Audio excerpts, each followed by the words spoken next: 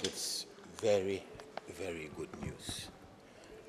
It is not often that you find political will to deal with such a difficult problem, which impacts both parties, including the party which is in power.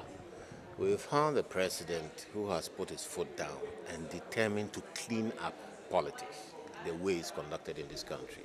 The president says it is not acceptable that we experience violence, however periodically, in our election processes, and therefore a twin-track process. He's asked the parties to commit to non-violence, and he, as promised, has asked that legislation be passed. So the president promoted the legislation, and it has been debated extensively on the floor of the House. Both parties have participated in the process, and thankfully, today it's received the third reading, so it's passed. I believe the president will sign it, and then it will become law.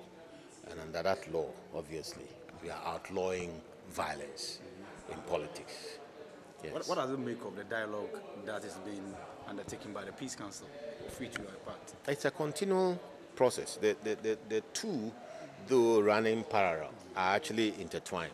I mean, law requires compliance, and compliance is voluntary.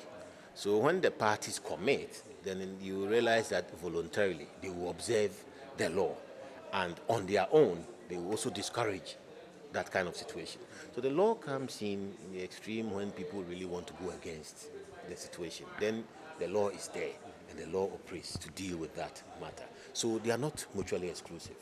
On the one hand, you have compliance, self-respect. I believe that this is no good, and we as a political party prohibit it, ban it, and refuse to get involved in it. Then the law is there. Anybody who tries anything, in spite of the stance of the parties, will then be met with the full force of the law.